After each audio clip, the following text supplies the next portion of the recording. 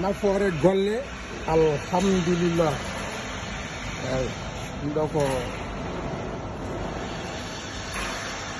goto e marchandise uji meɗen on calminama noon on jurama on beltanama no fewi batte haqqille nafoore golle kala ko cohluɗa Sine min noon ko batte ko fati e ndema ɓurmi yarude mais kala ko cohlata Sine sa waɗi kam contact ara ma no hiti ara ma no moƴƴi ara ma no fewi ara ma no hesɗi inchallahu taala hande en garino ɗo visite bagage uji meɗen commande men paari ɗiɗo ko bagage uji men guila ko kiloneɗɗe waɗɗe commande ɗo mbiɗa yafnomon no fewi vraiment mbiɗa weltanimon kadi no fewi ɗo jagguɗon ɗo ko ɗon ko Ibnu Oumar Diallo nafoore golle eyi walla mbiya Ibnu Oumar Diallo Gounass nafoore golle par ce que ko Gounass woni foof so wona Gounass fota so wona Gounass fewani dal eyyi on calminama noon ɗiɗo fof e goote e bagage uji meɗen faade toon to wuuro men Teddude on mbiyama noon mbatte haqqille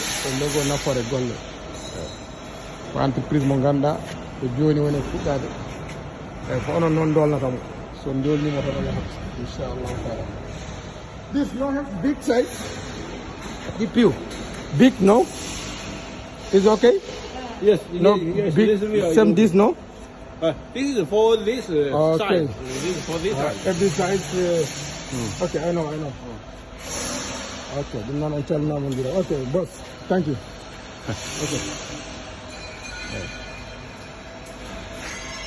Il faut que commande uji meɗen alhamdulillah commande uji paari kadi ko filaneɗe mbatte haqqille noon e nafoore golle c'est très important bagage uji maɓɓe no moƴƴi mbiɗa o